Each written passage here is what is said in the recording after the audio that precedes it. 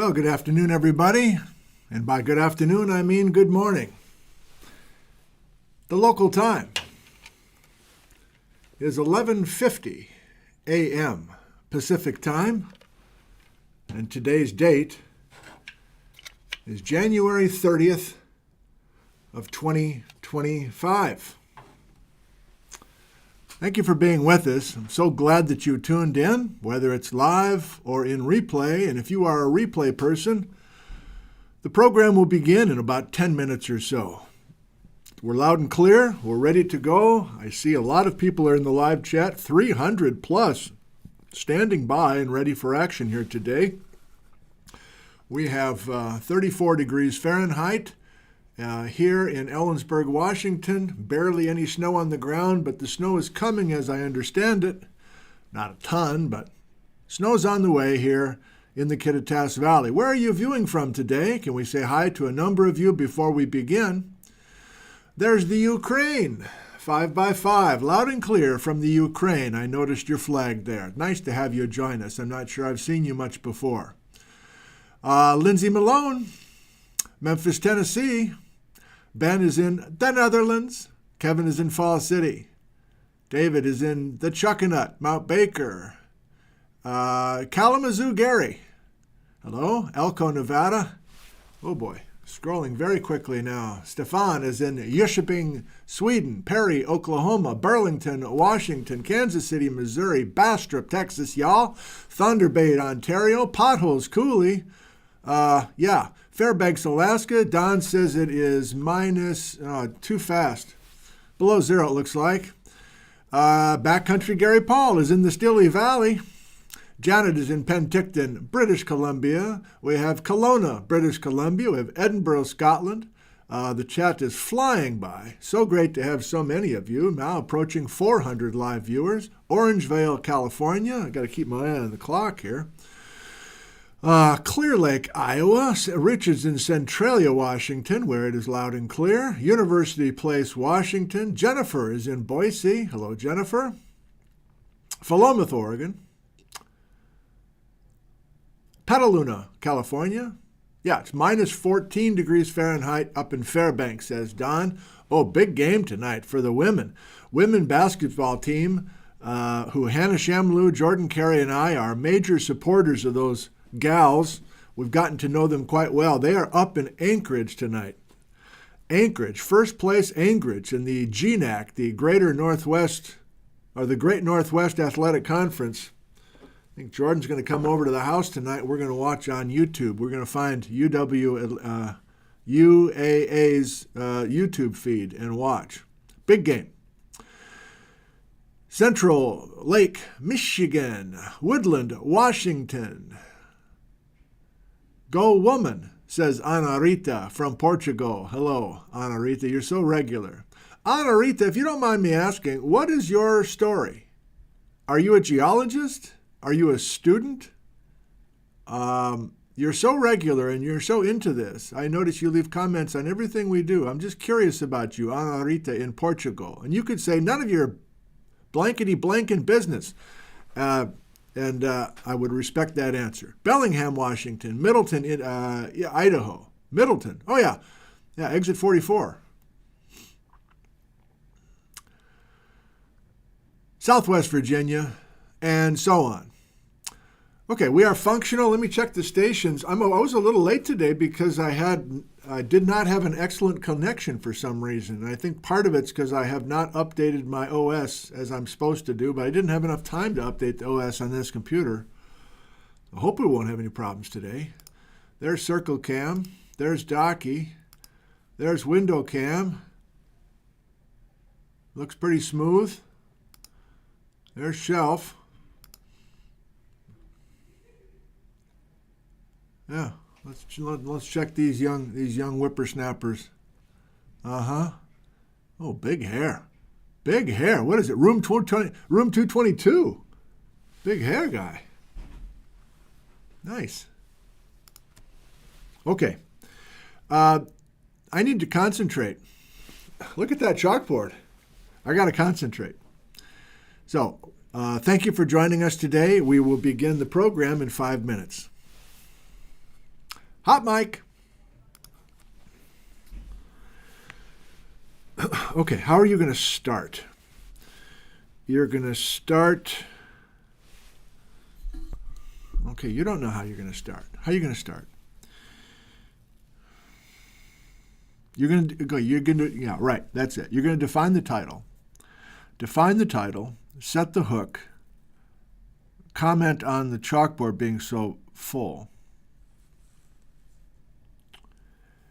And thank everybody for the slides.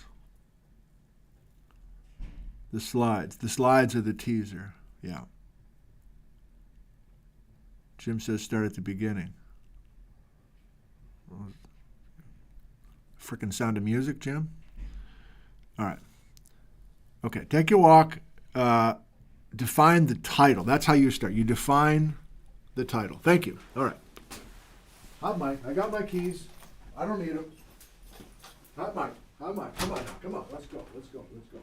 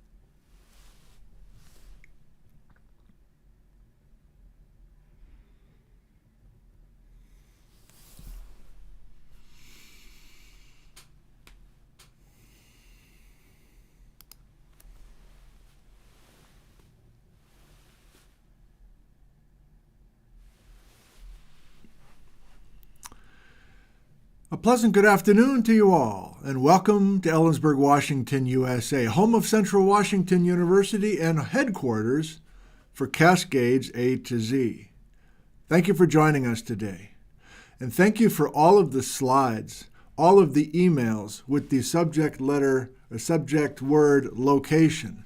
More than 1,000 of you sent a photo, emailed a photo from the last show with a photo of me on screen in your home with a backdrop of where you were located. More than 1,000. And I looked at every one of those emails and I grabbed a few of the best that were just kind of a nice variety platter. And I'm going to show those at the end of today's episode. So that's showbiz, baby. Stick to the end of the episode today and we'll do a little slideshow with you, the viewers. And I'm sorry if I didn't select yours, but great that everybody participated. Okay, can I define the title today? Rainbow Connections, plural.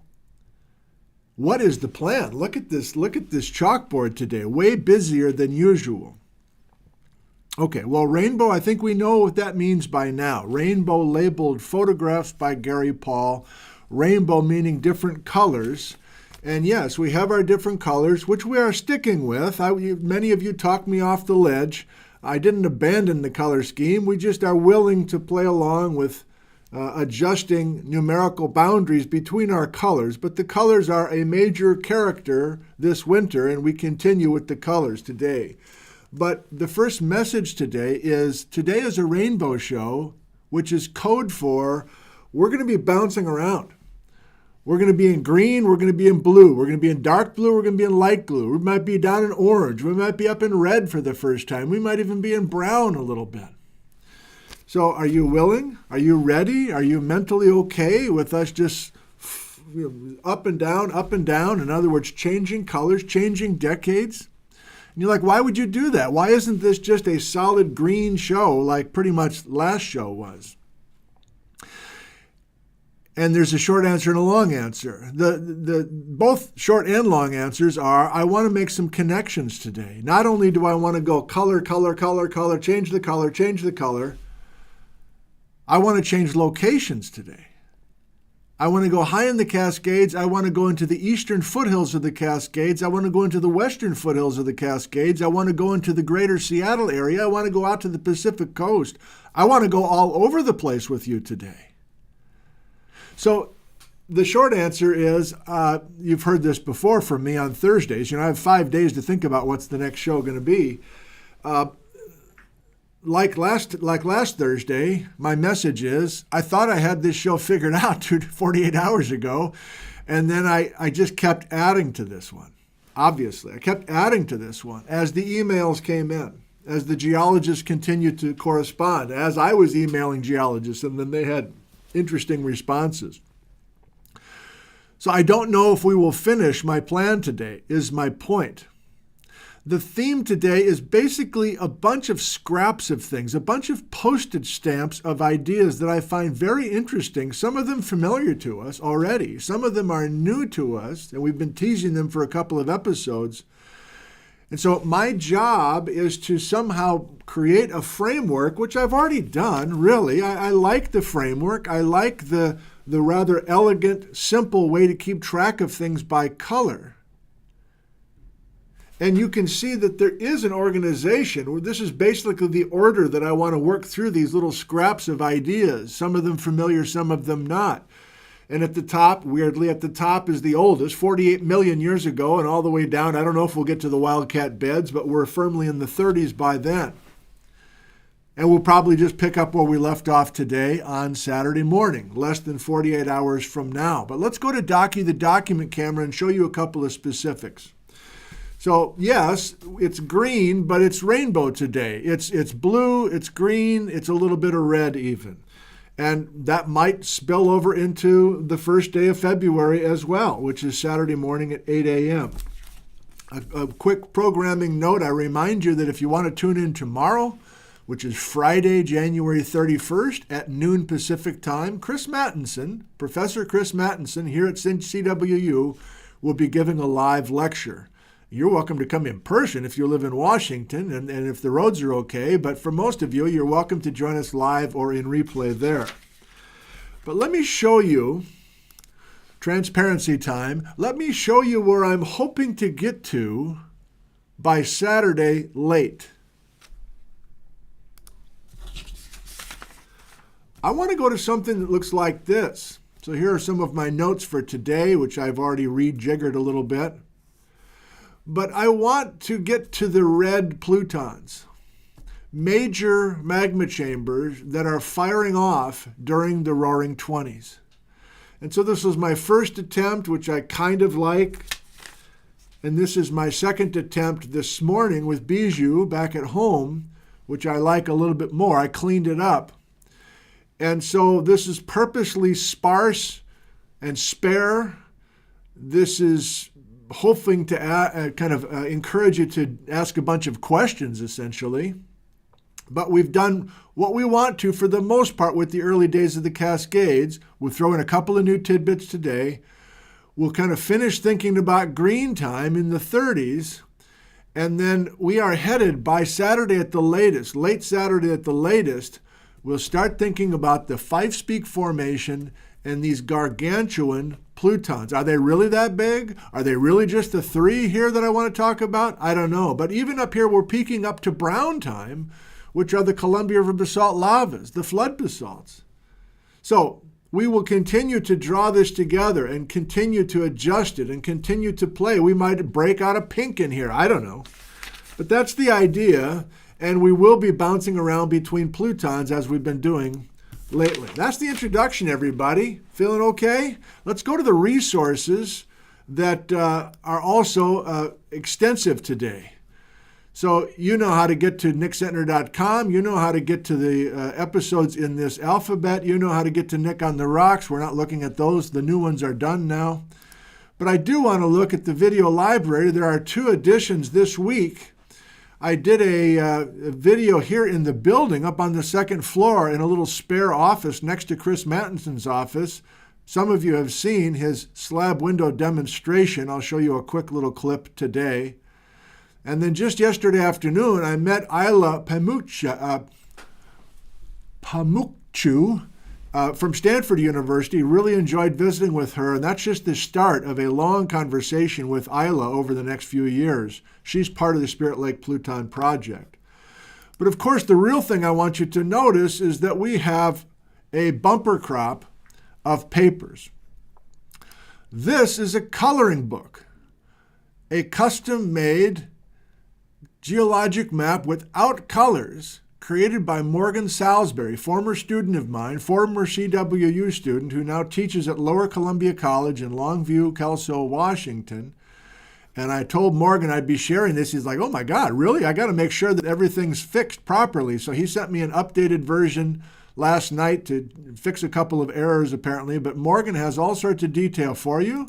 I think you'll enjoy playing with that. There's a precise age paper from a bunch of units in the Wenatchee area from Gilmore. Wildcat Creek beds by Christopher. We will use a little bit of that. Paul Hammond will have a number of things for us. This is a field trip guide done in a very beautiful style, and that's one of the messages early on. I'll talk more about Paul Hammond in just a bit. There's a bunch of paleomagnetic papers, surprisingly, and a tectonic model paper by Paul Hammond, and a master's thesis. So I will be drawing from the well. I'll be drawing from the well of all those papers. And if my job is to create a framework by color, fine, I'm up to that. If my job is to keep things moving and to just keep the pace just right for you, to keep your interest, I'll do my best. And if my job is to pull out certain fragments of each of these papers and weave them into some sort of coherent story, I think that's my biggest strength. So we'll see if I'm up to the challenge today. And I've done most of the heavy lifting already by creating a slideshow, which by now you know is just a way for me to keep track of what I'm doing and what's coming next. One final personal note before we start for real. I think my favorite thing of doing these alphabets are making the slideshows, especially with the new format.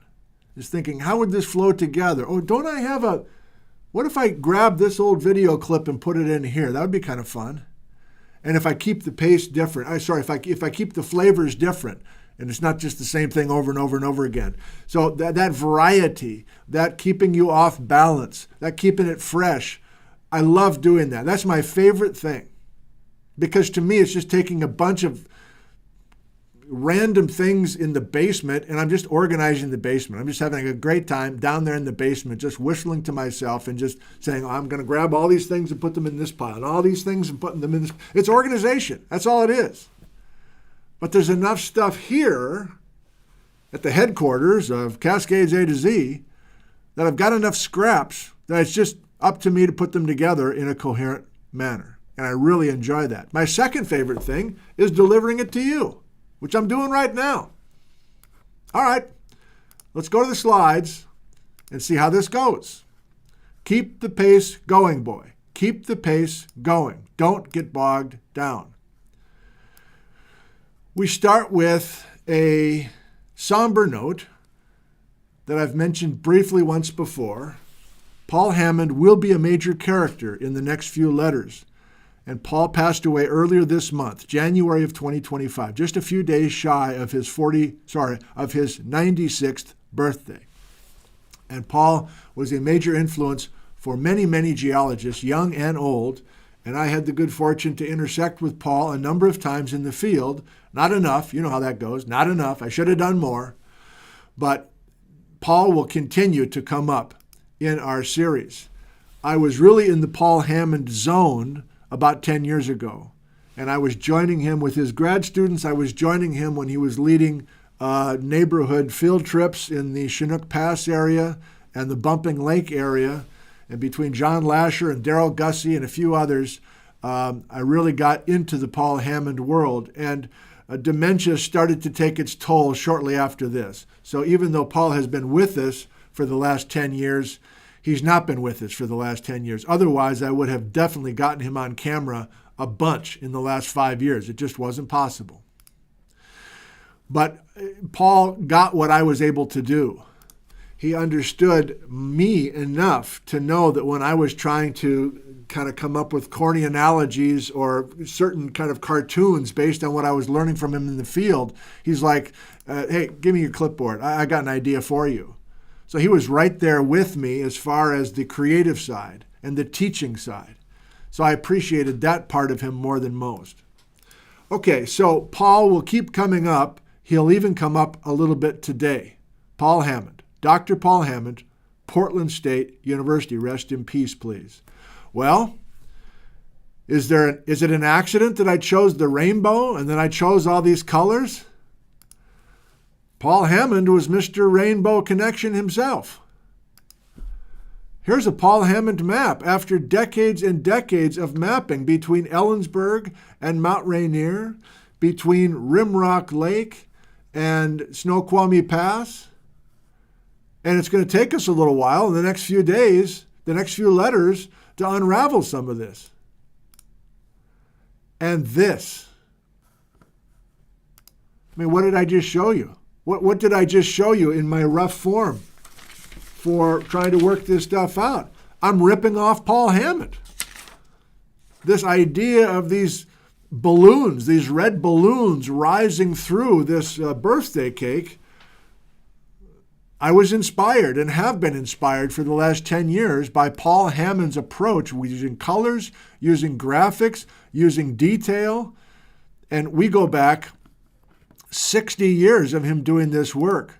One of the papers for you is his PhD, Paul Hammond's PhD, published in 1963, but he was doing field work in the late 1950s. Paul Hammond was my dad's age. I think of my dad when I think of Paul Hammond. Merle Beck, Paul Hammond, and my dad. They're all the same vintage, essentially.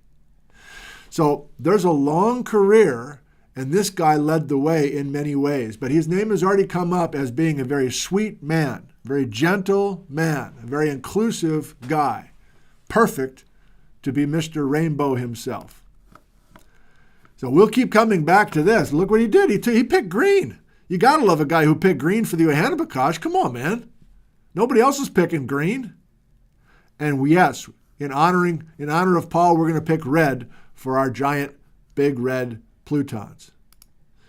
So you're saying, tell me everything what's going on in here. I can't. So much of this I've never been able to sort out in my mind, and that's my challenge to myself in the next few letters. Okay. Haven't even started on the chalkboard. Let's flirt with that now. If we start dealing with the Straight Creek Fault, it's beginning 49 million years ago. It's ending 35 million years ago. I told you we were going to jump around with colors, did I not? You're like, come on, man. I already know about the Straight Creek Fault. You keep bringing it up. I already know. You're going to do this again? Yes, I am. I've got another round of ideas and emails tied to the Straight Creek Fault. Hang on tight. So here's a new way for me to think about the Straight Creek Fault. Maybe not new for you, but new for me. Do you remember the episode we had on the Teanaway bimodal? The basalts and rhyolites of the Teanaway? That's essentially marking the start of the Straight Creek Fault as Siletzia accretes. Dark blue. And dark green was the start last time of the Chilliwack batholith, or 2 times ago with the Chilliwack rainbow. So we have an igneous event marking the beginning of the Straight Creek, and we have an igneous event at the tail end of the action on the Straight Creek Fault. Straight Creek Fault is a strike slip fault that is no longer active. You've seen this before. Here's the Straight Creek Fault in north-south, beautiful, dextral, right lateral, strike slip fault that was active earlier than 35 million years ago, and it's been dead for 35 million years. Totally different kinds of bedrock on both sides of the Straight Creek Fault. Going back to Mike Eddy's map, I've used a yellow highlighter, and here's the trend of the Straight Creek Fault, and we can see one of the big red plutons that we'll talk about on Saturday, the Snoqualmie batholith, is not bothered by the Straight Creek Fault, is eating up through the Straight Creek Fault, which means by the time we get to the big red Snoqualmie batholith, the fault's dead. And of course we know the Chilliwack batholith is also interrupting the Straight Creek Fault. You've already seen Morgan's coloring book. I don't think we'll go there again, but that's another place to see it. The Straight Creek Fault and all the units that have been offset. Even Mount Stewart batholith is offset by the Straight Creek Fault. 93 million year old Mount Stewart batholith has a spasm pluton equivalent on the other side of the Straight Creek Fault in British Columbia. Keep it going. Shit. Sorry. So it's this thinking about the beginning and the end of the Straight Creek Fault that I continue to think about. We're back to the green M&Ms once again. You're like, are you really going to do this again? Yes, I am. It's an important concept. The migrating spreading ridge and the triple junction signified by a green M&M. If you're lost, you got to go back a few letters. What's new in my mind, and maybe for you as well, involving the green M&M discussion? Okay, well, here's the green M&M today, up here north of present-day Vancouver Island. And you remember that each gold star, according to Mike Eddy and most everybody, is where a green M&M used to be.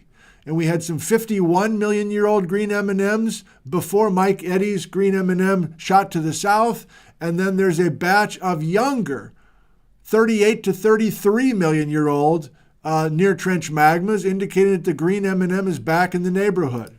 And you remember the gentlemanly discussion between Jeff and Mike about the position of the green M&M.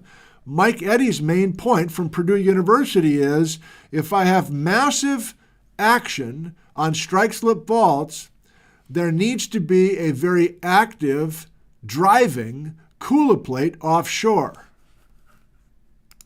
You're like, I got that 4 letters ago. Why do you keep saying that?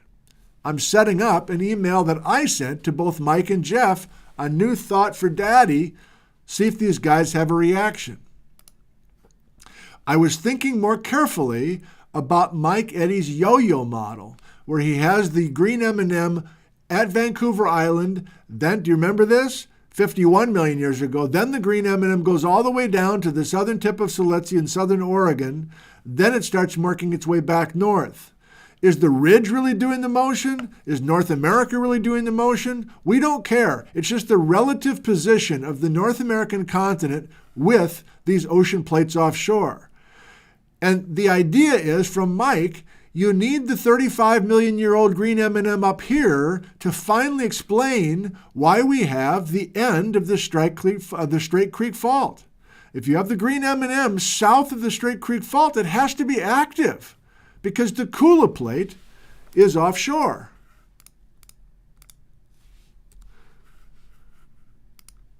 So there's two ways to demonstrate this.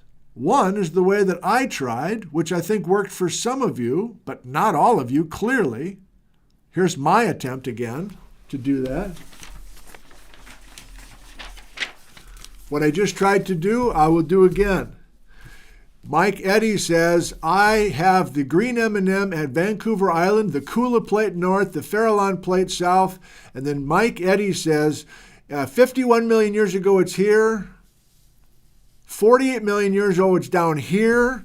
I need it down here so that all of these active strike-slip faults are doing their thing. And we have major earthquakes, San Andreas Fault, like major earthquakes on these faults, including the Straight Creek Fault, Straight Creek, Fraser River Fault, because the Kula is there. And then by the time we come back north, we're going to kill the Straight Creek Fault only when we get the green M&M north. Get the Kula Plate out of the northwest. That's the simplest way to say it. Well, there is another way to demonstrate this yo-yo idea from the video library. All right. Here we go. All right, we're just taping on our new ocean lithosphere. Okay, so again, we're going to spread. Oh, and I should mention, green M&M is now down here. Notice we just jumped it south. Oh. Right? Because now this ridge has just hit the trench. Oh, you just moved another square west. Yeah. So now we're gonna move, right? We're gonna spread that again. And we're gonna converge. Right? So again, we've got our... You just pulled a Mike Eddy on us. See, I thought you were Tepper all the way, and then you gave the old Eddy shuffle, and suddenly we jumped. All right. That video waits for you in the video library. Chris it was a one-take shot. We didn't rehearse it or anything. Chris was in here on Sunday practicing with his colored strips and everything, and he had it all worked out, and I just showed up with my little gizmo and said, okay, we got one crack at this, let's go. I thought he did a beautiful job. And many of the comments below that Chris Mattinson video, I don't think you guys are just being nice. Many of you are like, I finally see it for the first time, why it's possible to have Mike Eddy's yo-yo. Okay, believe it or not, I have more on this. Moron. I have more on this. So thinking about this more carefully, and especially the end of the Straight Creek Fault, here's my email to both Jeff and Mike earlier this week. Jeff and Mike, the start of Thursday's show will be one more round of discussing the Straight Creek Fault shutting off. I like Mike's explanation. The Kula Plate is out of the picture, so the Straight Creek Fault ends. Maybe there's even a northward jump of the green M&M to end the Straight Creek Fault. Jeff, does your triple junction model agree with that logic? Where is your green M&M between 42 and 35 million years ago? I'd like to say you're both in agreement with the demise of the Straight Creek Fault and the Kula gone missing. Wait, just typing this out begs the question, when did the Pacific Plate swallow the Kula Plate?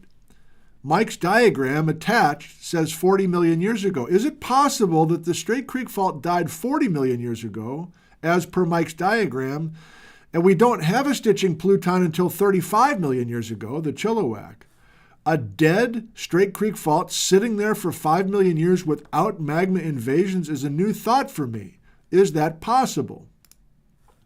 So here's the diagram that Mike showed a couple of times with the Zoom interviews. And there's a lot going on here, but basically he's showing the yo-yo. You have to go back and watch those interviews if you're not following. But the main thing I want to point out, a concept I don't still totally have, is that at 40 million years ago, right, this is 40 million years ago, the Kula just disappears. And suddenly the Pacific plate is the dominant plate offshore. I don't understand this capture business. But what I was asking was, the end of the Straight Creek Fault, is it possible that the Straight Creek Fault is killed at 40 and not 35? And I was proud of myself for coming up with the question. I'm not sure I totally got an answer from these guys, but they went in a slightly different direction.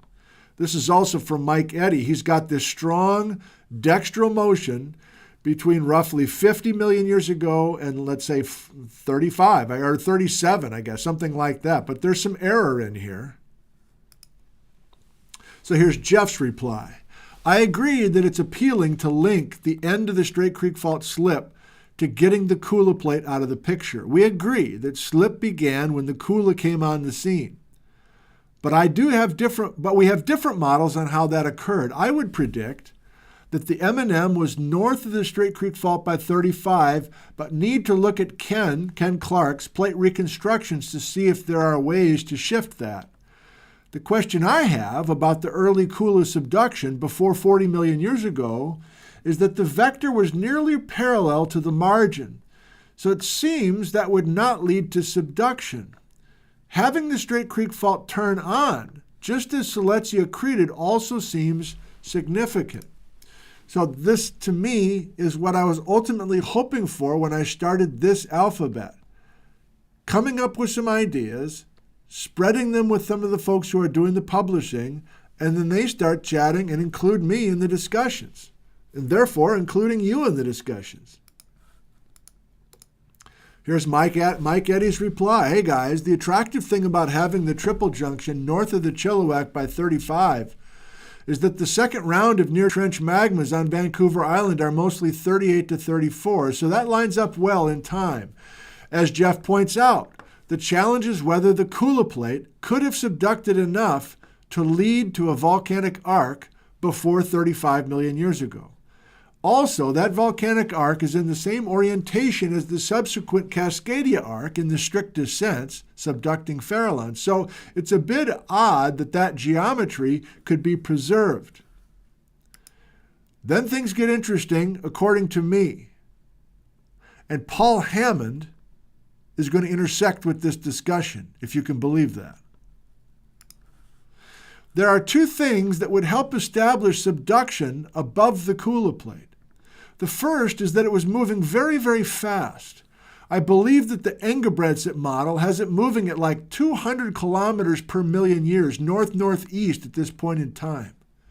The second is that the Pacific Northwest had not experienced clockwise rotation yet, so its margin had a more east-west component. The attached figure shows a potential setup, although I haven't worked too hard on making sure the rotation and vectors are the most appropriate. For a slab dipping 30 degrees, you would need about 1 million years for it to get to 100 kilometers depth, which is the depth to the slab beneath an arc volcano. So I think you could establish an arc as quickly as 1 million years after the triple junction relocates.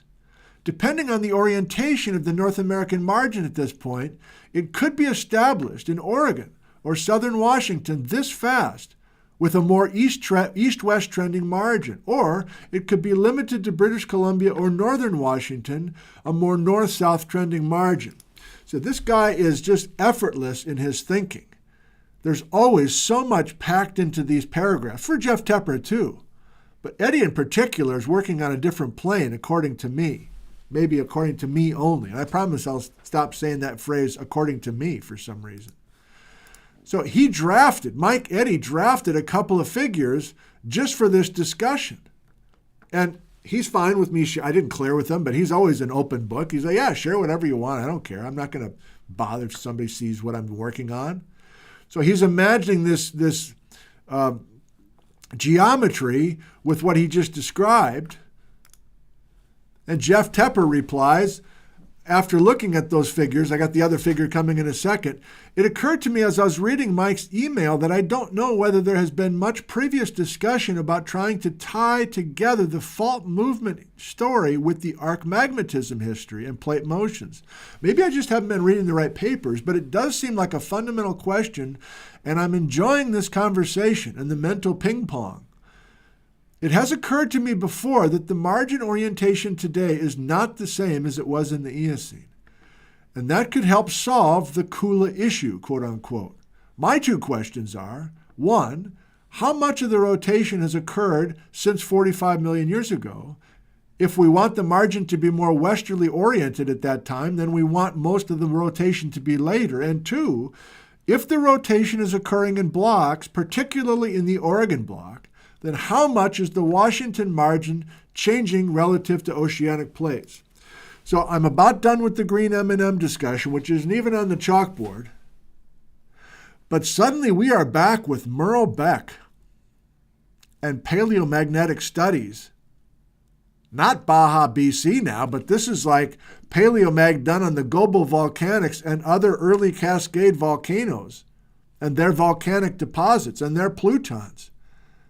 And these guys, Jeff and Mike, possibly will be going deeply into the Merle Beck world, as many of us were 2 years ago.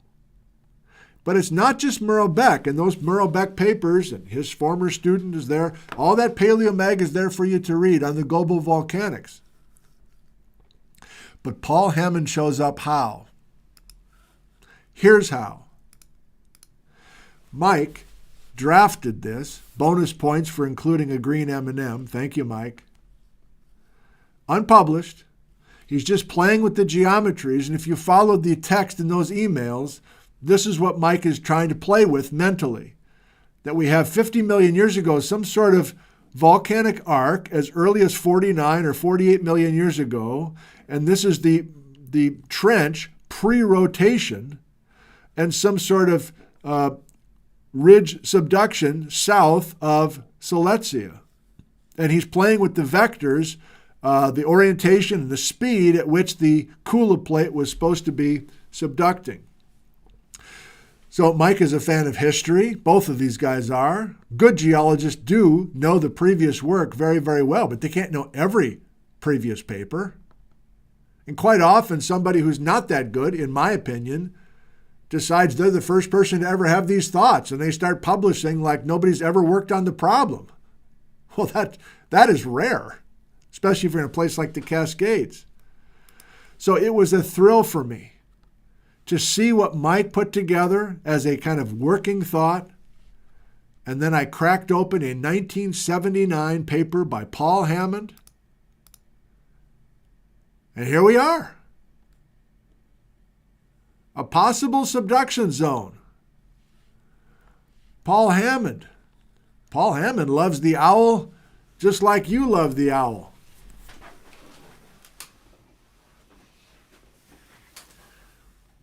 Here's to Paul Hammond. Here's to you for loving the owl.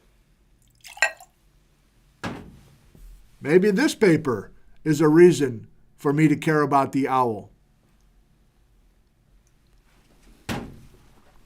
My point is, Paul Hammond has the owl, he has Silesia before it was called Silesia, and he starts rotating because he knows Merle's paleomag. And some of the paleomag hadn't even been done yet. 45 million years ago, 30 million years ago, rotate.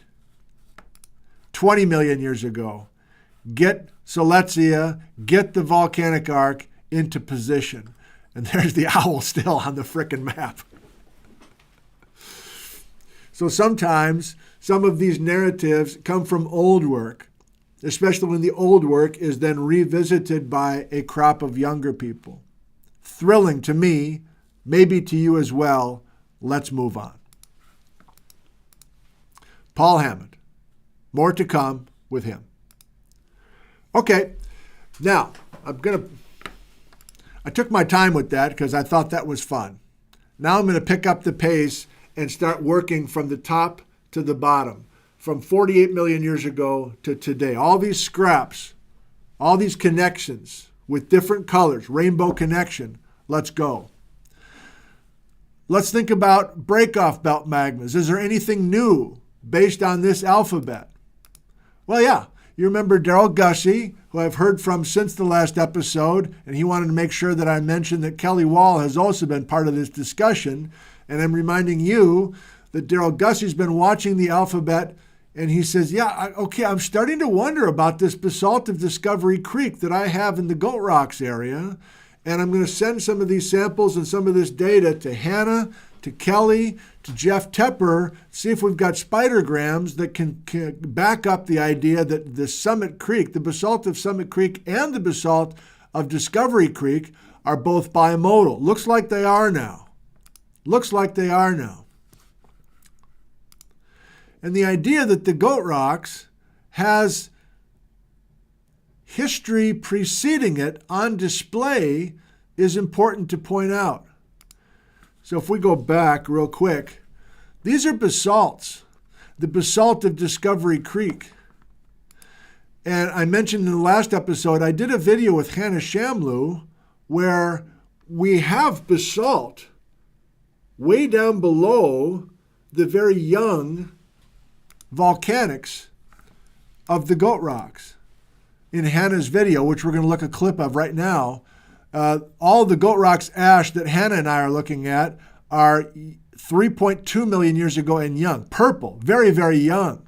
But you'll see in the video clip there's some basalt down low. What is that basalt? I'll bet you can. That'll be next summer? Hopefully. We'll see. Those are some big blocks right there around the corner in front of me here. Oh, here, yeah. Mm-hmm. Jesus. Some of those are outcropping along the road. They are. And so those are basaltic blocks. Those are basalt. We suspect those are part of the Eocene basalt. Oh, so, yeah, you were talking about that. Yeah, so we're going to do some geochem on those too to see where they're sourced from. But that would. Students, Hannah Shamloo and her students will do geochemistry on that basalt beneath the 3.2 million year old tephra in the Goat Rocks. What choices do we have? There's the basalt of Summit Creek. There's the basalt of Discovery Creek, which apparently now are both bimodal and both break-off belt. So students, what are those spidergrams going to look like? There's not going to be a niobium tantalum depletion valley, right? Correct. Or another choice is that those basalts that are underneath the 3.2 million year old tephra at the Goat Rocks is Yakima basalt. In other words, Columbia River basalt lava. And I don't know what a spidergram looks like for those. Hannah, Shamloo, what's a spidergram look like for the Yakima basalts? Could I have one of those plots, please? And then when Hannah gets the results on those basalts, which are part of Haley Finch's project, it's maybe the geochem and the geochem only that can say whether it's Yakima basalt or a much, much older break-off belt magma. Because I don't think we can get the ages on the basalts. There isn't any zircon in them. Moving on. Now we go to the chumstick. Right? We're all over the place. East, west, up, down, rainbow colors. I hope you're with me. I'm excited to share all this stuff with you. Now we leave these guys, and by the way, the Tianaway basalt is coeval with this, also dark blue, also bimodal. But if we go to the chumstick, I thought, until I started the alphabet, that the chumstick was light blue and was part of this scene, which we're going to get into today. We're going to talk about a bunch of other light blue units here today. Early days of the Cascades units, in other words. Well, who can I talk to get the most up-to-date version of what's going on with the chumstick? Is the chumstick really light blue? Dropping Macintosh and so on, we are kind of in this light blue. As we look at this, Aaron, so what are the most... Can I get some numbers from you? Chumstick, just off the top of your head, are we going 48 to 41 what numbers would you use just as at this level? Yeah, the chumstick starts at around 49, I believe. Okay. And Yeah. like 49.1 was the lowest tuff that we had dated. And Okay. then in that western sub-basin, we had the unconformity unconstrained around 46.5 to 46 MA. And when you went into the field with us, when was that? In 2021, and we collected Yes. those tuff samples. Those were at the very top of that stratigraphic section. And I was able to date those, and I just looked up the dates before we met. And those Soonage tuffs were right around 46.7 MA. 46. Okay. 6.7. And so then the unconformity is probably around 46.5, 46 MA, somewhere in there. And that's essentially the Chumstick Formation. So that includes the Clark Canyon and the Tumwater Mountain members in that western subbasin of the Chumstick Formation. Well, that's kind of a surprise to me. So the dates you have from the Chumstick so far, and maybe you're done with the Chumstick more or less, I don't know. Like, it's pre-Cascade Volcanic Arc. You're at the top of the Chumstick, and we haven't started the arc yet. Is that what I'm hearing? Yeah, so the unconformity would be right around 46. 46. So I'm showing this to you, and I'm about to show you a couple of clips for when I was out with Erin in 2021. She was a pretty new PhD student under Mike Eddy, and she was a little wary of me. She didn't know me quite well yet. So we were just kind of feeling each other out, essentially. And I've done a lot of videos with Erin since then, and we now have a nice rapport. But I was out in the field, and we're working our butts off to get up this ridge. At least I was. And my reason for showing you a couple of these clips is, guess who's going to be coming to a bunch of these units, assuming she's getting funding, with her students and doing some of the same work that we saw with the Chumstick, Erin Donaghy. And you're like, who cares? She'll get a couple new dates. I think it's likely that she will get some dates and some detail in the stratigraphy to make major changes. What we thought was light blue is now dark blue, just like the Chumstick. Or what we thought was blue is actually green. And these regional correlations, these rainbow connections today, might be in jeopardy or might be new with a bunch of her work with her UNLV students over the next few years. So what does it look like to be with Erin Donaghy and her advisor, Mike Eddy, and USGS geologist Ralph Hagerud in the field?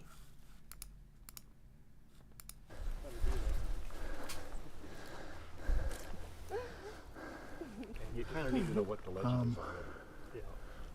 Have you been to this spot, Erin? I have not. Okay, all right, good. Mike has those coordinates. Okay. He got up here back when we were both working in the basin, so probably around 2013 or 14, he was able to get up here. He used a student species from the 80s, McClincy. Okay. He has really detailed maps of where all the tuffs in the Chumstick Basin are throughout the entire northern and southern part of the basin. And so we both have used those maps for our field work to chase down these tuffs, and they've been amazing resources. But these two tuffs are the Soonage tuffs, and they are in the uppermost part of the Clark Canyon member in the Chumstick Formation. And so we are trying to find them. We think we have a good idea of where they might be based on some of the recon work Mike did.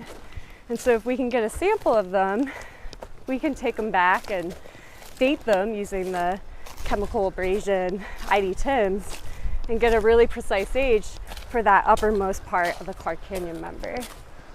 You would assume there's some zircons in this tuff like there were the others? Yes, I hope so. Okay.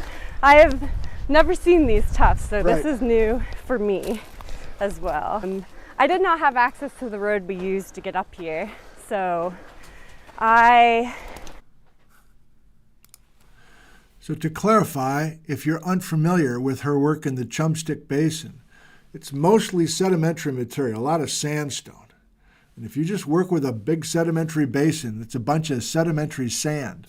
It's very difficult to get good, precise dates. But what this team was doing, and what Erin did for her master's thesis under Paul Umhofer at Northern Arizona, was to look for some tuffs, some layers of ash that fell out of the sky while the sandbox was being filled. And if you sample the tuff layer, you can find some zircon minerals. The zircons tell you exactly the age of the nearby volcanic eruption, and you can keep track of time. And that's why she changed light blue to dark blue. She had a tuff at the top, which is what we're looking at here, the Sunich tuffs, 46 point whatever. And there was tuffs at the base as well, older than 49.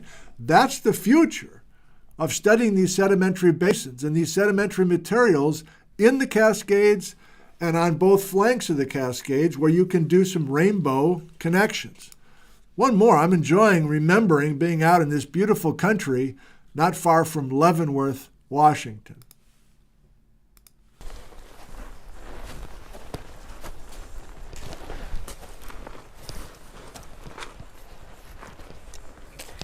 The lower one is a flaggy tufaceous sandstone. Upper tuff bed, which I think is at the top of this hill, is 9 meters thick where it crosses the ridge.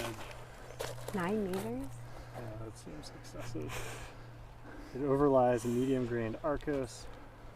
Lower half of the tuff is tufaceous, clast-rich sandstone. The upper one half is generally Okay, that's probably plenty. There's more there, but I think I want to move on. I've said it in different forms. I'm going to say it again right here. These folks are running and know how to operate in one of the most impressive geochemistry labs in the world.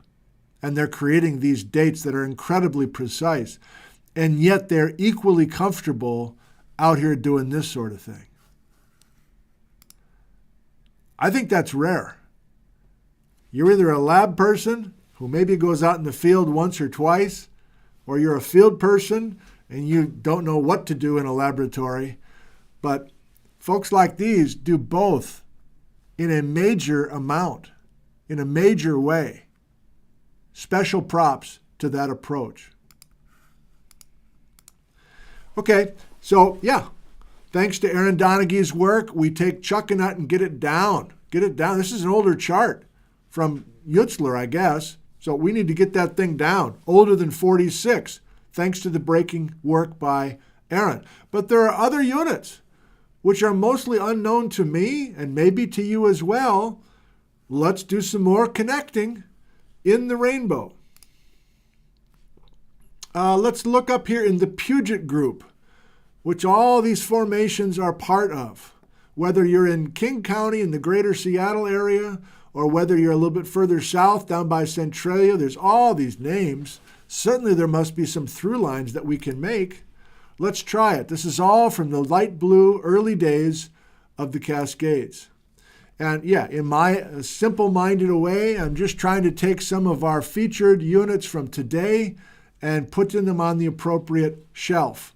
Chumstick now down here with the basalt of Discovery Creek.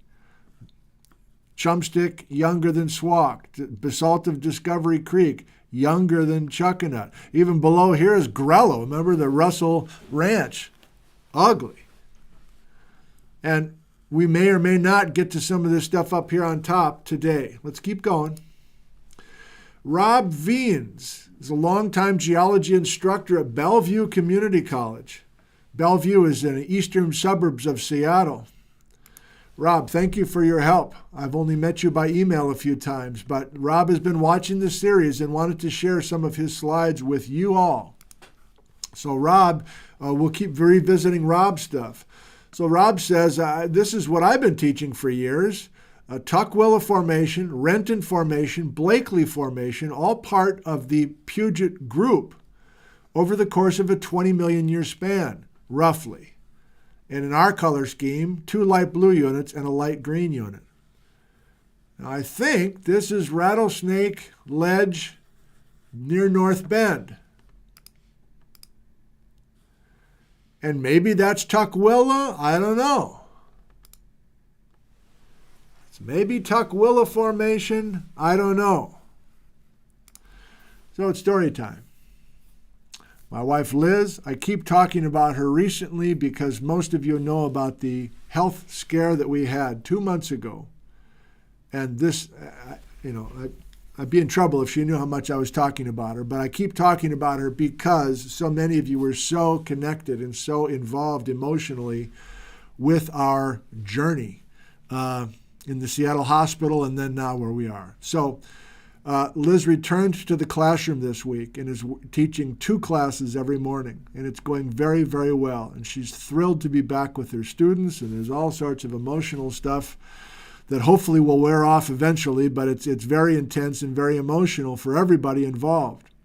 But the reason I'm involving Liz today is that on Sunday we had some amazing weather.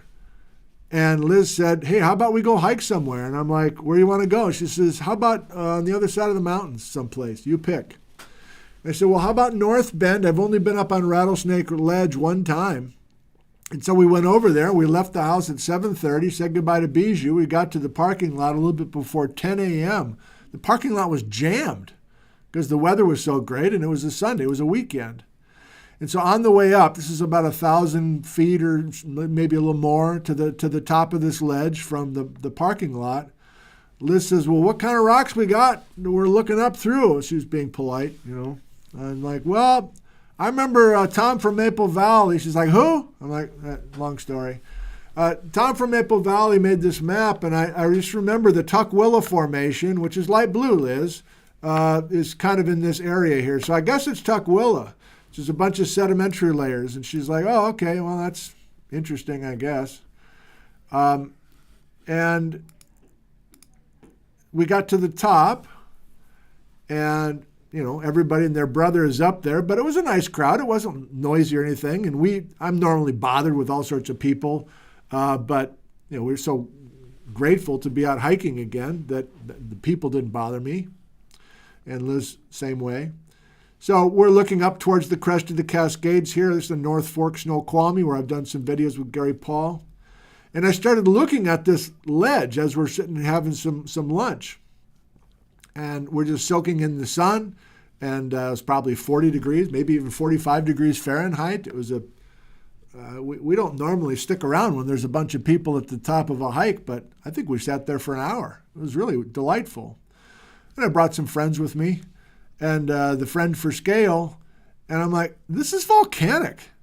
What is this? Some like rare volcanic interbed in between the sandstones and siltstones of the Tukwila? At this point, nobody's listening to me. We're talking to strangers, and they're wondering why I'm on my hands and knees. And I'm like, this looks like lava to me.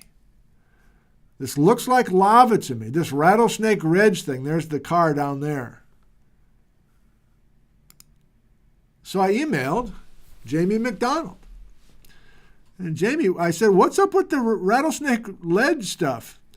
He's like, Nick, you were on the volcanic rocks of Rattlesnake Mountain, aptly named. They are about 45 million years old. There's a group of andesitic lava flows and andesitic tuffs. It looks from Joe Dragovich's North Bend map that the tough breccia is along the hiking trail. And we did see that. And that makes sense to your pictures, from your pictures. At the time of the North Bend map, the Mount Persis was still younger and had not produced the older ages yet. So at the time, Joe Dragovich correlated the volcanic rocks of Rattlesnake Mountain with the Tukwila. But now we know the Persis are older. You're looking at some Persis stuff. So the Rattlesnake Ledge hike is andesite, 45 million years old. It's of the Mount Persis, early days of the Cascades, lavas. So what did I do? After that, and thanking Jamie by email, I emailed Tom from Maple Valley. I said, Tom, can you whip up another map? I know you had your Mount Persis light blue up by Monroe, and we were looking at Mount Persis next door to Index, which is over here, and there's the town of Index. And Tom's like, yeah, sure enough. Yeah, my map wasn't wrong. If you look carefully, the Rattlesnake Ridge area, the Rattlesnake Ledge really is Persis as it's mapped, according to the Washington Geological Survey. And the Tukwila is a little bit off to the side. So downtown North Bend, Twin Peaks country, good cup of coffee, the whole thing.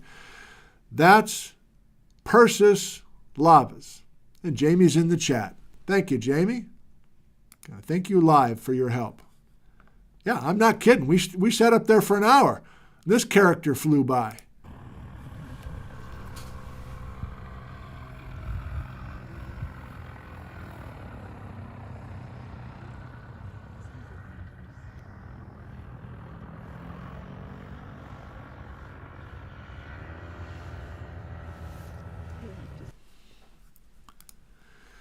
Mount Persis, andesite lava.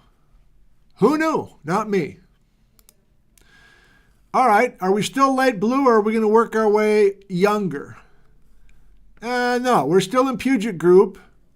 I guess we are going to revisit some more Tukwila, but now it's back to Rob at Bellevue College. And Rob says, here's a few more of my slides that I have for you, Nick, to share with your viewers.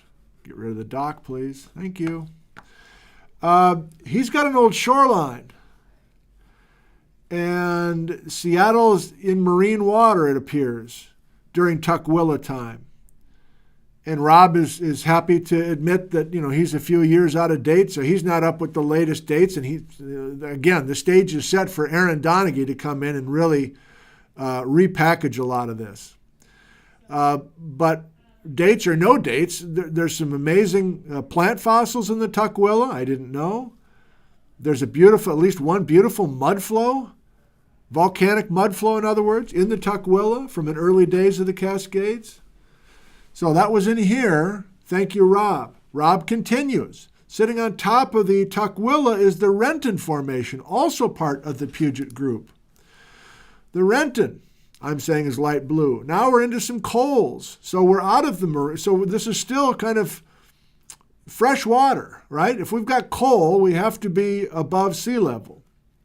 And we're too young for the Ohanapikosh. Sorry, we're older than the Ohanapikosh, so we're not totally submarine. So a bunch of the coal in the Renton, Washington area is from this Renton Formation. There's other stuff here that your guess is as good as mine. And here's Rob by email. Here's some slides that I use in public talks about local geology in the Bellevue area, where I modified some diagrams from a paper, which I need to find and scan for you.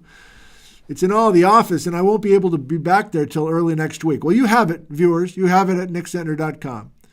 The story I always tell is that we go from early Cascade volcanoes and then a period of time when the Cascades are shaved off. That's the Renton Formation, which reflects rivers flowing from eastern Washington to the coast. And then the coast is submerged to form the Blakely, which we haven't talked about yet today. This overlaps with a resurgence in the Cascades. So I agree with your story that there was that period of time when the Cascades were shaved off. I like that phrase, Rob. I'm going to steal it. Shaved off. And below the Tukwila and Tiger Mountain formations, there's also a Rager River formation, which might be shallow marine.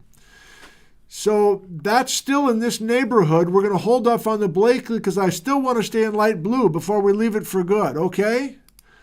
Let's go over to eastern Washington in the Wenatchee area. You still with us? How many we got? Yeah, more than 700.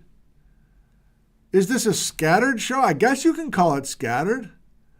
But I told you up front that I wanted to work my way younger today and keep finding these smaller stories that may or may not fit together somehow.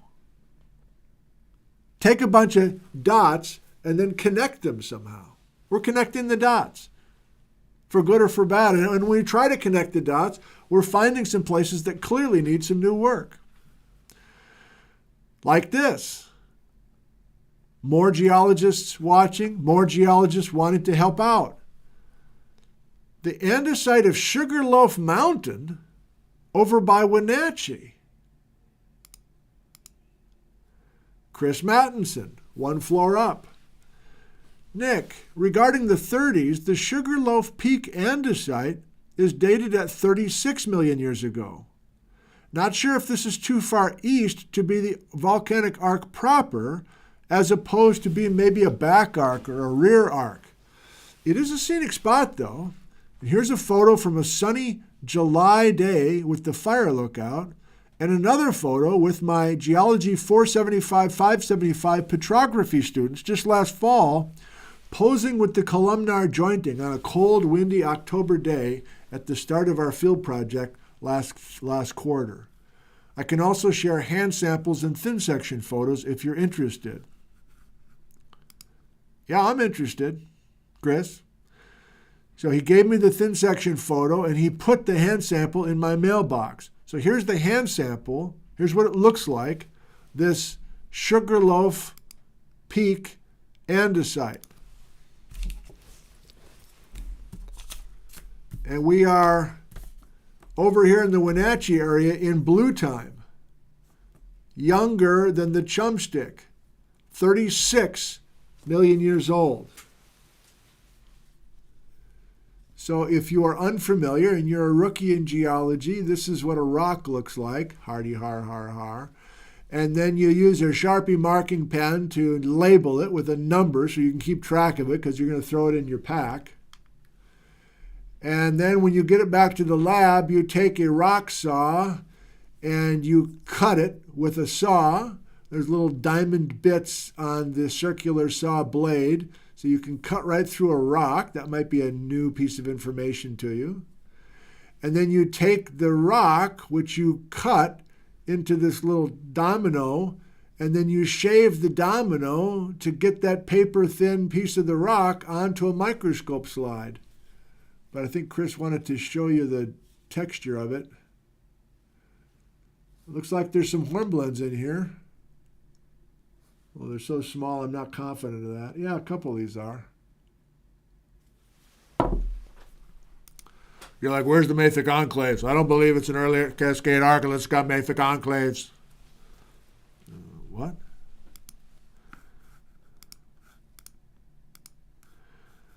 There's where they sampled the rock. This is a map from Jeff Tepper, who has been busy with his students. So let's not get these professors mixed up, please. We're going back and forth between Chris Mattinson, CWU, and Jeff Tepper, UPS, University of Puget Sound. So before we're done with the alphabet, I think we're going to be looking at a bunch of these units.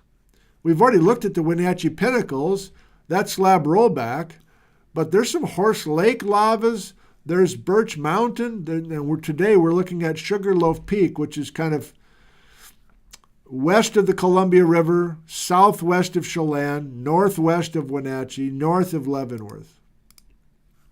Here are the students freezing their butts off in October of 2024, visiting this andesite.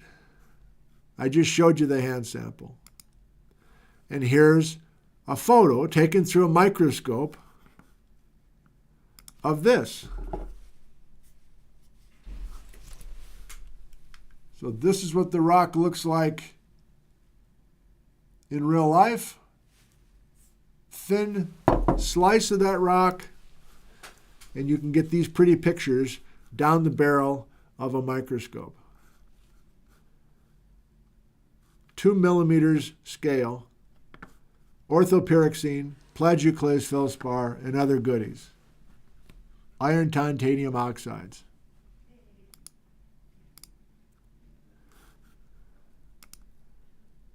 Let's go to dark green time and Gary Paul.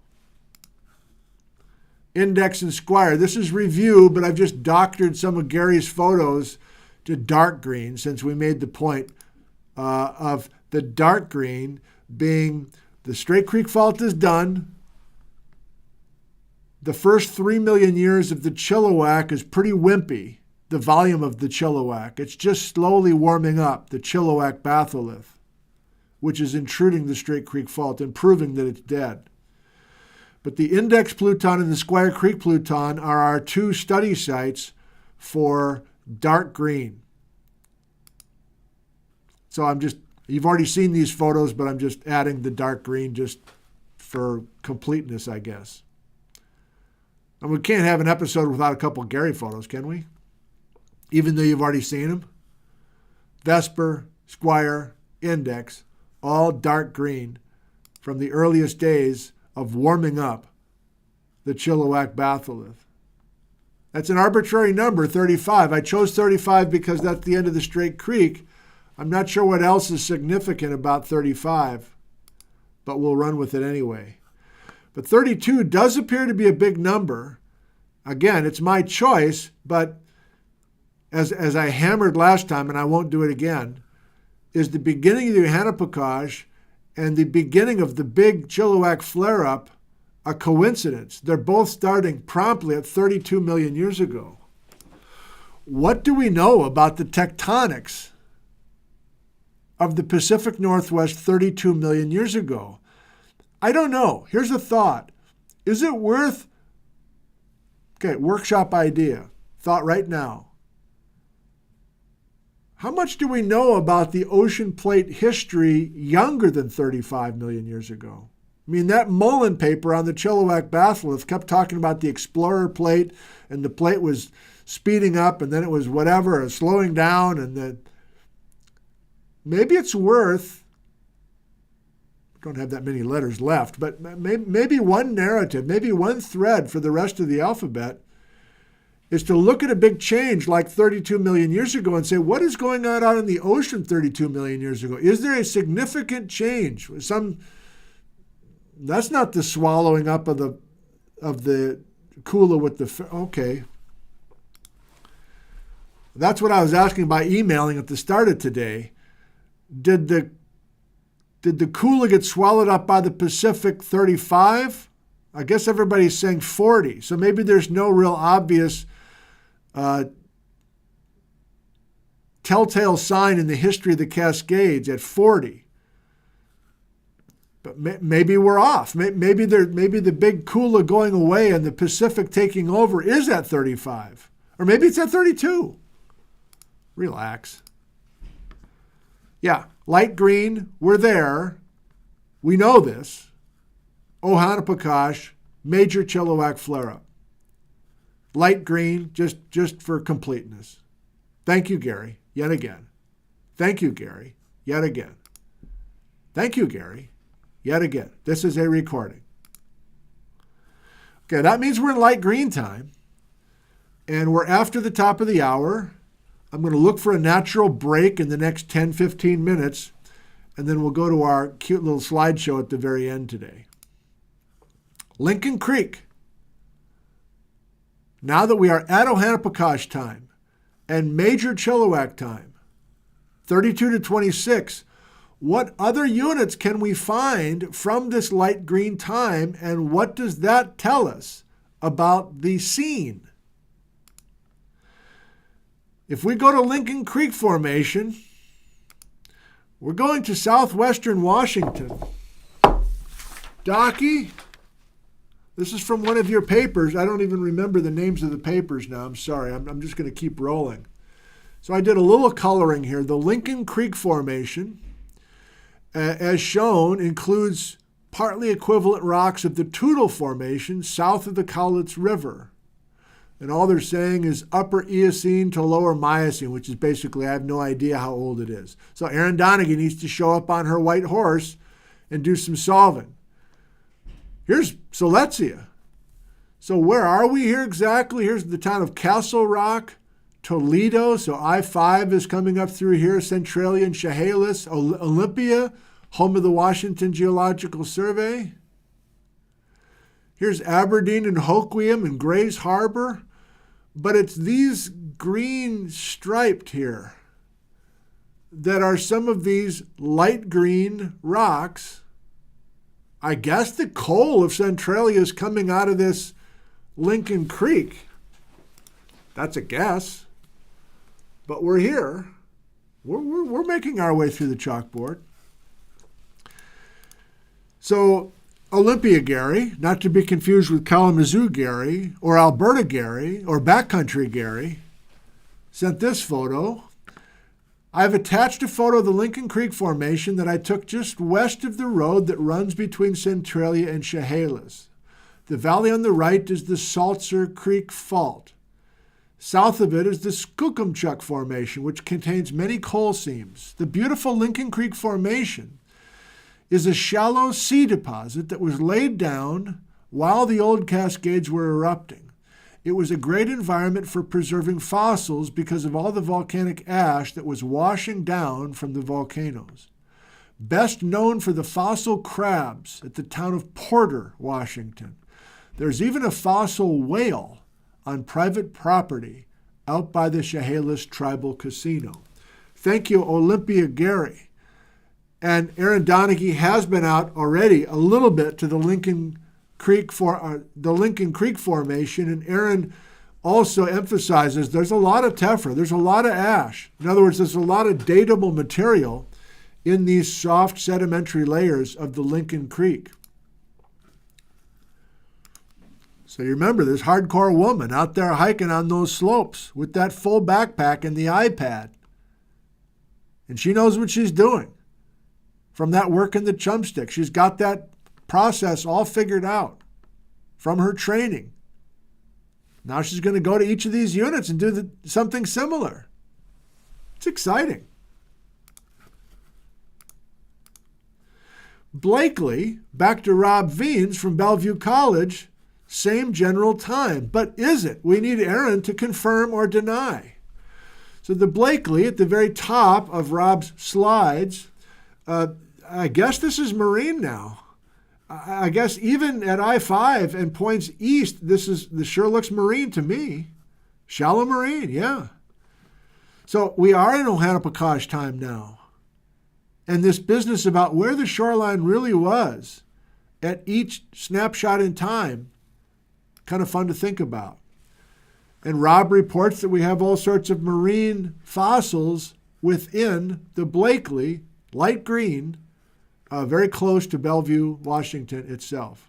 So a summary slide from Rob. Thanks once again. We go from river/volcanic activity, sandstones, andesites, conglomerates, lahars. We transition to shallow marine during this 20 million year, roughly, time frame. So that's up in here. I'm not saying everything is marine, including the Wenatchee Formation, for goodness sake, but where is that shoreline between 32 and 26 million years? One more from Rob.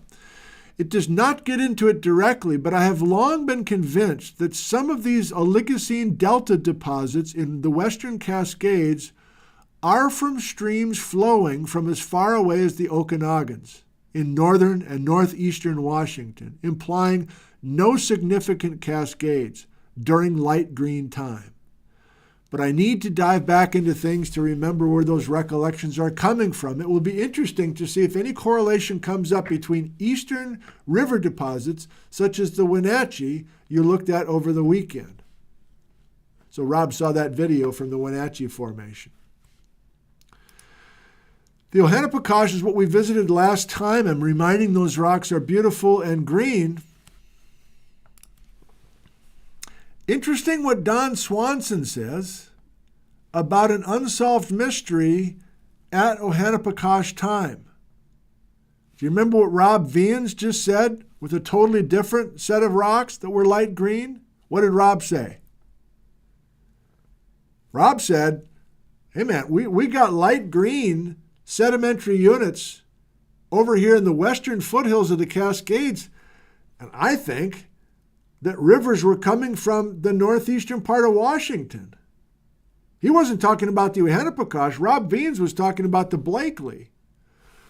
Well, when I asked Don Swanson, the father of most things Cascade geology, about the Ohanapakash, here's the direction he takes.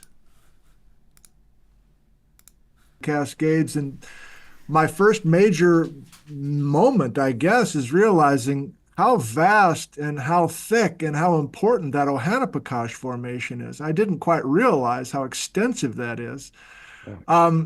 Can you think of some other major units that I should definitely make sure to visit? I guess we're going younger in the history of the Cascade Volcanic Arc, but are they all like the Ohanapakash, or is the Ohanapakash somehow special in what appears to be a major story in the early days of the Cascades. Well, the Johanna-Pakash is different than the other units. The Stevens Ridge, a series of ash flows, is much more localized, and the Fifes Peak is confined to a single but large andesitic and basaltic andesitic centers. But the Johanna-Pakash was sort of in a depot basin. Material was carried into it from surroundings, and probably a lot of the greenish volcanic clastic rocks that I was mapping as far south as French Butte, Greenhorn Butte, probably those I would now correlate with Johanna-Pakash. But it's I would do that with some trepidation, but I couldn't do that with Stevens Ridge and Fifes Peak. Now, incidentally, there's a very interesting relationship that a guy named Winters found working with Paul Hammond, and then I expanded that work, that shows that the lower part of this greenish volcanic clastic unit that may be Johanna-Pakash intertongues with micaceous arkose. So this is not the Johanna-Pakash was not deposited on arkose. It intertongues with the arkose. And the heavy mineral assemblage of the arkose indicates a provenance that could be in the metamorphic rocks in northeastern Washington. So it looks as if the start of Johanna-Pakash was in a basin into which rivers from the what is now the Columbia Plateau and northeastern Oregon were flowing into. So that's something that needs to be followed up in more detail. And I described this in one of the later quadrangles that I'm at, maybe the Packwood Lake quadrangle. Not sure, but anyway, it's the arkose of Chambers Lake. I think this is a very, very important relationship. This interbedding of the arkose and these early volcanic clastic rocks. I mean, that's the kind of stuff I'm looking for, Don. Like, there's so much to learn. It is the kind of stuff I'm looking for. It is those things that are just kind of casual. They're maybe tossed in at the end of a paper, something like that. It's a little tantalizing little clue. And if it keeps coming up from 3 or 4 different voices, then that's just naturally a place to go and have somebody do some work on that. So we have to get to the Wenatchee Formation, which isn't even on the chalkboard, because I had micas in that frickin' Wenatchee Formation. So I was about to cut it off right here, but I think I want to continue.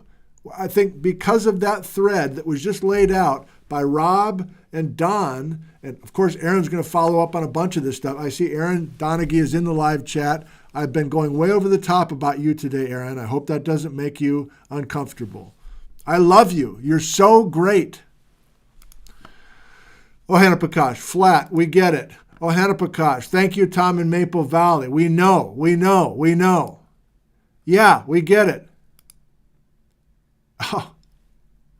When I made a video with Tom Foster 10 years ago about the rocks along I-90, I was disappointed when I learned that there was mostly Johanna-Pakash along the freeway where they were doing all the excavation. Most of us remember 10 years ago, they took the snow shed out. They did all sorts of major construction to put those beautiful lanes in that exist now with all the lights and everything. But I wanted it to be the Snoqualmie Batholith. There's something like super tangible to everybody. I'm like, Johanna-Pakash? I don't even know what that is. And I barely mumbled the word Johanna-Pakash as I'm reading the little script that I wrote. You want to see it? Rock blasting has been an annual summer tradition to straighten out some troublesome I-90 curves. Digging and blasting has been a full-time job to make room for additional lanes, straighter stretches, and safer travel through this zone that is prone to rock falls and snow avalanches. Green rocks. What are they blasting here? More granite of the Snoqualmie Batholith? Nope. These are older andesite lavas and dense welded tuffs of the Ohanapikosh Formation. Volcanic layers that are typical south of the pass, clear down to Oregon. Volcanic deposits from explosive volcanoes that died long ago. These aren't magma chamber rocks. These rocks record volcanic eruptions between 33 and 27 million years ago. The deposits outlived the volcanoes that made them. Here along... You can hear the disappointment in my voice. Okay, quickly, there are some beautiful beds of fossils back towards the Rimrock Lake area that are Ohanapikosh equivalent rocks. So Wildcat beds, Wildcat Creek beds, same stuff. And Paul Hammond, back to him where we started, he's got a darker green just to show those Wildcat Creek beds, which are famous for their fossils. What kind of fossils? Well, here's the beds themselves. I don't know where Spencer Creek is, by the way. I meant to look that up. Light green, dark green. There's some pumice lapilli and everything. This is green. And this is a little peek ahead to the next few episodes where we're in red and the Burnt Mountain Tuff. But I did a video up at Burnt Mountain looking down on these Wildcat Creek beds. And those beds are all sorts of jaws and teeth and other things involving rhino-like creatures, all from this area roughly 27 million years ago. Mission Ridge on the skyline and Wenatchee on the other side.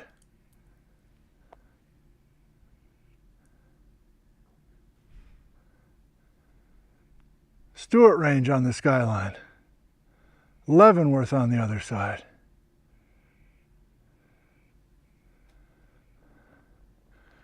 A bunch of peaks that I do not know. But I think the high point in that cluster is Mount Aches. And I think that guy is Bismarck Peak. Those are all red. We're looking ahead. That's Mount Rainier. I think that one, or maybe that one, is Pear Butte. Purple. And Pear Butte, well, I'll just continue my pan. Shell Rock Peak. I think the intense stratification of the Wildcat Formation, the Wildcat beds. Boy.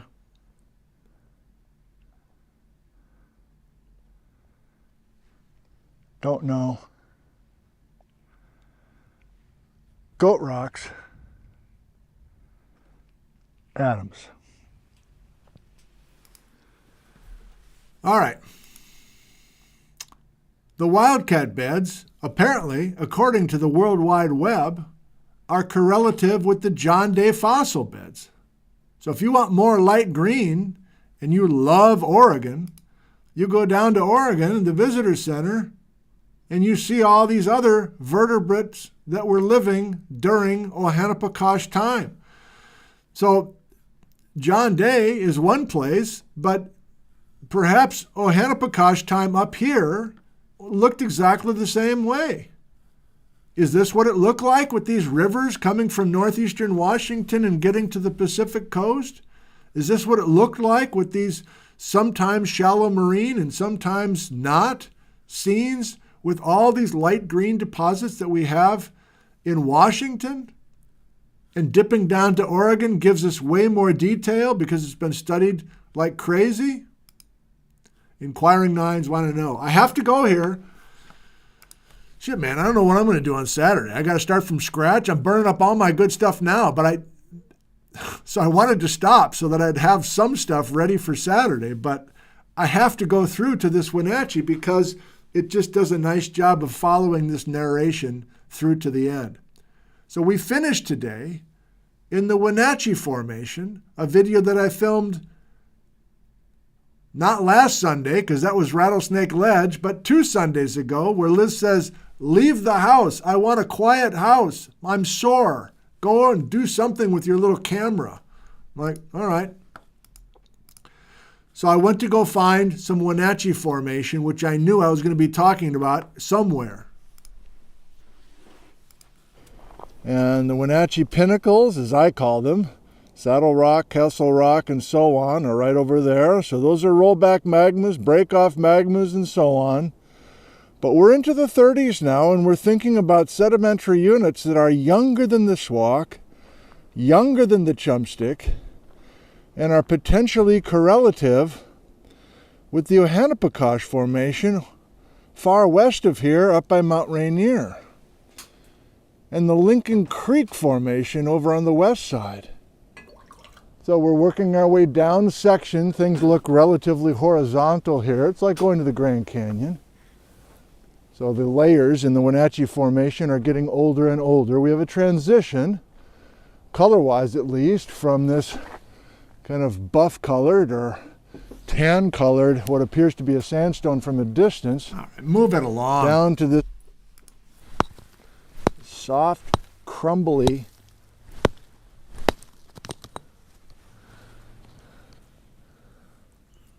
it's got a lot of muscovite, I'll give it that. There's a lot of muscovite, a white mica. And I think both of our geologists today, both Julie and Randy, are telling us that much of the mica has been reworked in sedimentary rocks. Are you catching the thread and the importance right here? We have mica, we have biotite and muscovite flakes. Don Swanson and Rob Vians, before this clip, are talking about the significance about those mica flakes in these light green sedimentary rocks. They're saying, man, these are rivers coming from northeastern Washington. I don't know why they're that confident, but this is the third place we keep seeing these mica flakes, which have a regional importance apparently, and help us put this river story together.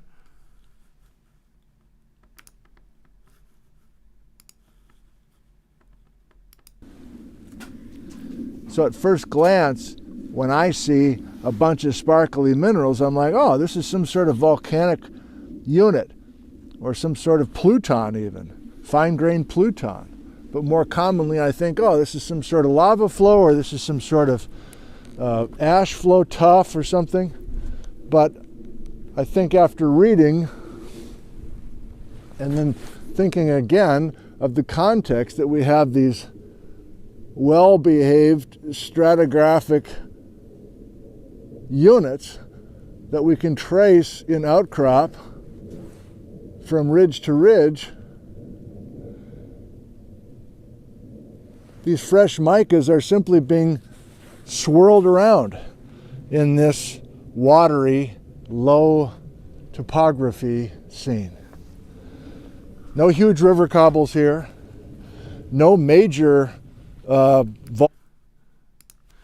Okay, that full video waits for you in the video library if you're extra interested in the Wenatchee Formation and those sedimentary units. I think we got to wrap it up. Come on, man. We got to wrap this up. Yeah, so we made it. We made it through some of these natural stories, and the stage is set to leave green, not for good, because we'll probably keep dabbling with green and blue and looking back, but I think we're poised to head for red time, to head for the roaring 20s. And we go to Mount Rainier National Park to do that. We transition from green to red, from the 30s to the 20s, and the Tatoosh Pluton will be one of the many plutons that will be in our sights on Saturday. Saturday might be a short show, because I got a busy day tomorrow with Chris Mattinson in the live stream. Hannah and Jordan are coming over for dinner. I don't know. I'll put something together, but whatever. I'm looking forward to at least getting started on these major plutons in the Cascades from red time, copying Paul Hammond. Let's do a few live questions. We'll do some answers, uppercase if you're new to us. Type in your question using the caps lock on your keyboard. I'll try to answer a few, and then we'll finish up with our email experiment with the more than 1,000 photos that were emailed to me since the last episode. I've grabbed just a few as a little way to say thank you for participating. Jordan Carey is in the live chat saying, dinner, yum. I guess Hannah didn't tell you were coming over. All right, well, it's amazing what you learn in the live chat, Jordan. Eddie from Three Dog Night. Is there any evidence for near-margin barrier islands in the Uhanapikosh and Renton formations that would have been a result of the western rivers depositing at that time? Damn, son. I'm impressed, Eddie. Likely no. I think that level of precision and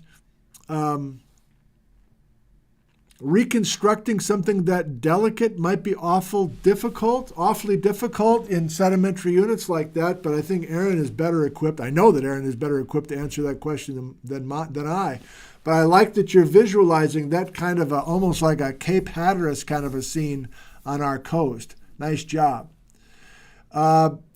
Janesville, Wisconsin. Before we transition to red, please remind us when the uplift processes of the lowland began. I don't know, man. I don't know. It's still low in green time.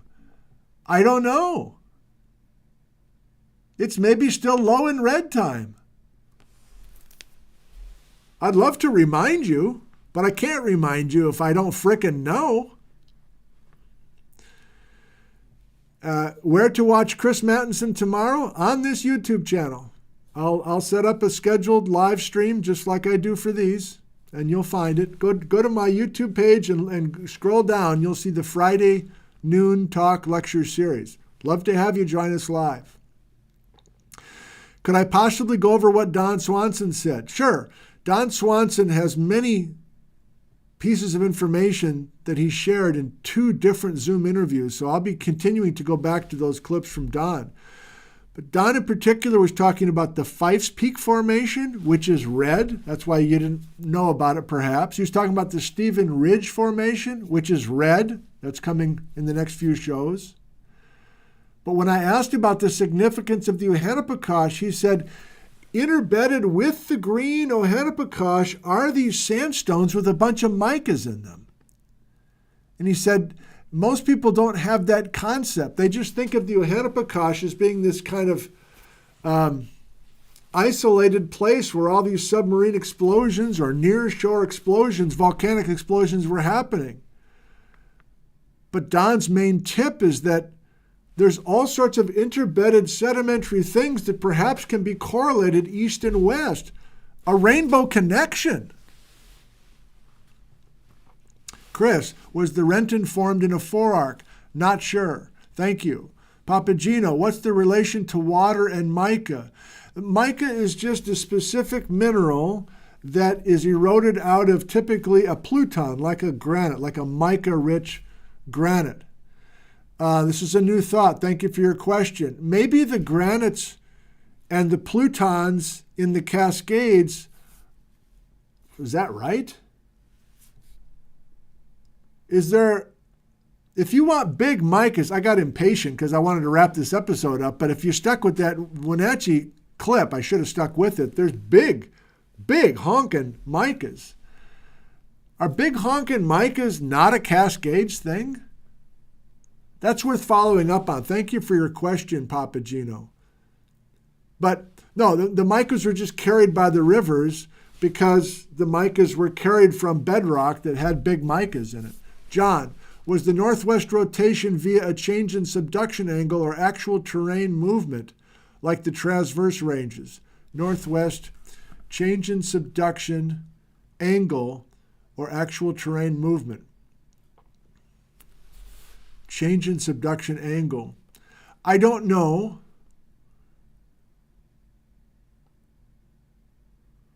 I don't know why change in subduction angle would factor into the rotation. Isn't the rotation driven by the ocean plates in a horizontal sense?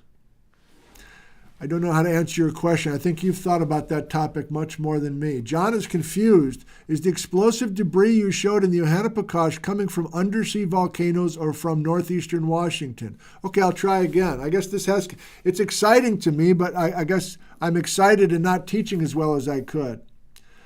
Generally, I'll do it with a map. This one's running long, man. This one's running long. Hang on.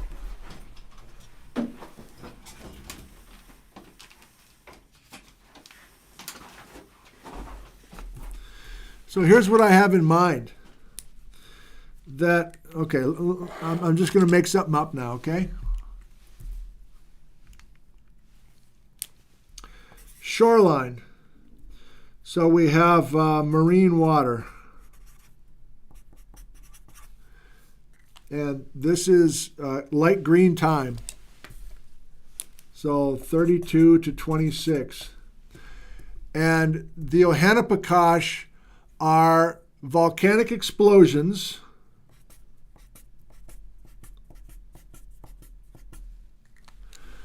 so this is the beach with a bunch of sand at this beach. This is Ohanapakash time. This is Wildcat Creek Beds time. This is John Day time. This is 32 to 26. And I think the idea that I'm reading and I'm hearing is that there's all sorts of volcanic explosions. These X's are vents that are happening. And sometimes you have a volcanic explosion that's on land, and then a bunch of that stuff blows into the water. And sometimes the vents are under marine water, and then they just blow stuff up and send it wherever. And so we're in this kind of never land between land and sea, above sea level and below sea level. And I think of this Ohanapakash as just being piling up more than 15,000 feet of this stuff vertically in this some kind of basin. It was some kind of basin. The point is there's not a mountain range here. What Don and Rob and maybe I am saying is that if you have these micas that you're finding being deposited at the same time as this 6 million years worth of green lavas and explosive breccias and other things happening, flattened pumice and fiamme and all sorts of stuff like that, if you're finding some sediments in here that have micas in them, the micas are coming from a distant source. And the micas are coming to the ocean. And so if you're doing these are the fragile mica flakes. I got to go back to that clip. I got to show you the micas. And soft, crumbly,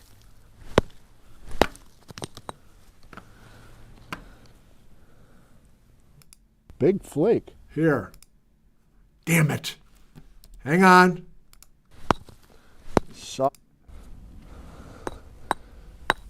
Hiya.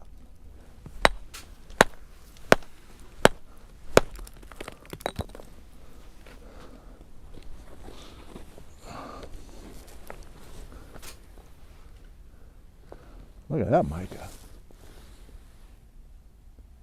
Look at that mica. It's a big flake. That's a big muscovite flake that's been hanging out inside of this sedimentary unit for 35 million years until this morning. Sun feels pretty good, huh, buddy?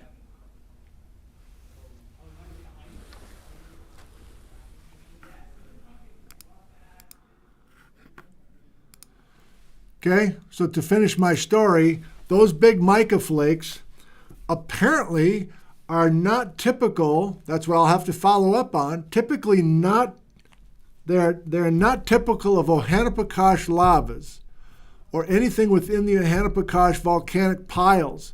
And I guess we don't have any local plutons with big, beautiful mica crystals anyway here locally, now that I think about it. So some of these geologists like the idea that the rivers are bringing sand to the beach, but they're also bringing these mica flakes and dropping them in there as well. And so the Wenatchee Formation and the Lincoln Creek Formation and other sedimentary units on both sides of the Cascades are telling that story. That was fun. The mica angle, maybe that will become something major that we continue to think about. 3 more, and then we'll do the slideshow. I'm going way back. Mica also in schists, if not most. Yeah, so I mean, there are micas and other kinds of rocks. Why wouldn't the micas come from the metamorphic core? Does that matter? Maybe it's not that big a deal. They're just not coming. The micas are exported. No, the micas are imported. If you find micas in sedimentary units interfingered with Ohanapikosh, I guess everybody's saying that those are imported micas. They're not local micas. And whether they're coming from the crystalline core of the North Cascades or northeastern Washington, maybe it doesn't matter. Pat Miller, is the uplift of the Cascades the result of magma intrusion from below or tectonics? Got to be tectonics, Pat. But I'm laying out this thread that I'm refusing to answer, not because I don't know. It's not an act. I don't know. And we'll eventually get Sky Cooley or others involved who know about how to document uplift into this story. A toast to you. Here's to you for joining us today. Session R, Rainbow Connections. Thank you. I burned up all my good stuff today.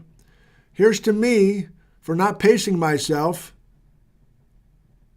And that usually means I went too slow. But today I just went long because I felt like it was all working together quite well.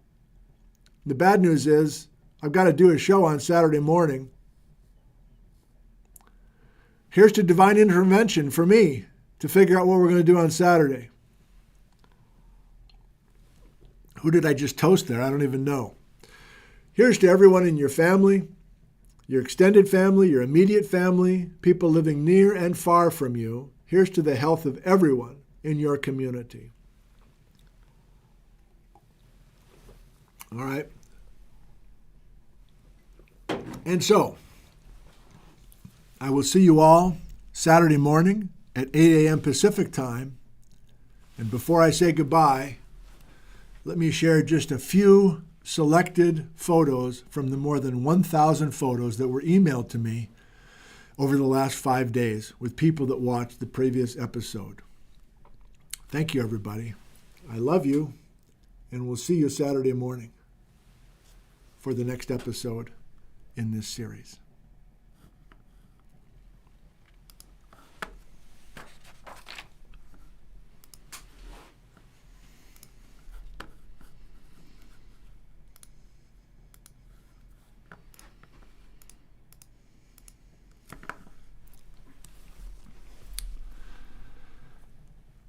Bum ba bum ba bum ba bum ba bum. Bum ba bum ba bum ba bum ba bum. Why are there so many songs about rainbows? And what's on the other side? Rainbows are visions, but only illusions, and rainbows have nothing to hide. So we've been told, and some choose to believe it. I know they're wrong, wait and see. Someday we'll find it, the rainbow connection, the lovers, the dreamers, and me. La da da da da da da da da da da da da. La da da da da da da da da da. Da da da da da.